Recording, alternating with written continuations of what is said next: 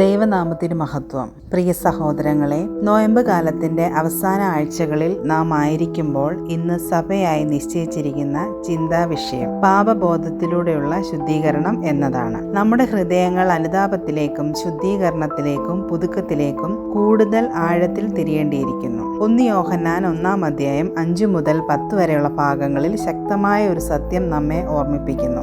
ദൈവം വെളിച്ചമാണ്, അവനിൽ ഇരുട്ട് ഒട്ടും തന്നെയില്ല. നാം നമ്മുടെ പാപങ്ങൾ ഏറ്റുപറഞ്ഞാൽ വിശ്വസ്തനും നീതിമാനുമായ കർത്താവ് നമ്മോട് ക്ഷമിക്കുകയും എല്ലാ അനീതിയിൽ നിന്നും നമ്മെ ശുദ്ധീകരിക്കുകയും ചെയ്യുന്നു. നോയമ്പ് കാലം ആത്മപരിശോധനയുടെ ഒരു സമയം കൂടിയാണ്. നമ്മുടെ പാപങ്ങൾ തിരിച്ചറിയാനും അനുതപിക്കാനും പശ്ചാത്താപമുള്ള ഹൃദയങ്ങളോടെ ദൈവത്തിങ്കിലേക്ക് മടങ്ങാനുമുള്ള ഒരു സമയം.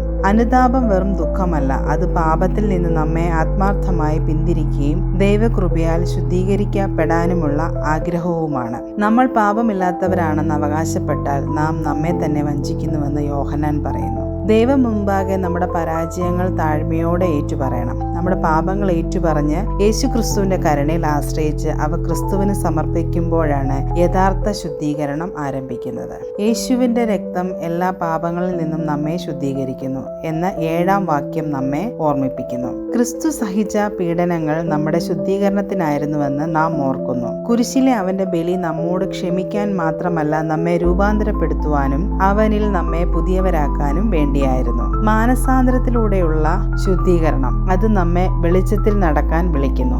ഇതിനർത്ഥം സത്യത്തിൽ ജീവിക്കുക, വിശുദ്ധി അന്വേഷിക്കുക, ക്രിസ്തുവിനെ പോലെ ആകാൻ ശ്രമിക്കുക എന്നിവയാണ്. നമുക്ക് ലഭിക്കുന്ന കൃപ സ്നേഹിക്കാനും ക്ഷമിക്കാനും സേവിക്കാനും പ്രേരിപ്പിക്കണം. നോമ്പിന്റെ അവസാന നാളുകളോടടുക്കുമ്പോൾ ആഴത്തിലുള്ള ശുദ്ധീകരണത്തിന്റെ ഈ സമയം നമുക്ക് സ്വീകരിക്കാം. നമ്മുടെ പാപങ്ങൾ ഏറ്റുപറയുക മാത്രമല്ല, ക്രിസ്തുവിന്റെ വെളിച്ചത്തിൽ പുതുക്കം തേടി നമുക്ക് യഥാർത്ഥമായി അനുതപിക്കാം. കാരണം അനുതാപത്തിൽ സ്വാതന്ത്ര്യമുണ്ട്, ക്രിസ്തുവിൽ വീണ്ടെടുപ്പുമുണ്ട്. ഉയർപ്പിന്റെ സന്തോഷത്തിനായി നമ്മുടെ ഹൃദയങ്ങളെ ഒരുക്കുമ്പോൾ ദൈവം നമ്മെ എല്ലാം അനുഗ്രഹിക്കുമാറാകട്ടെ. ആമേൻ.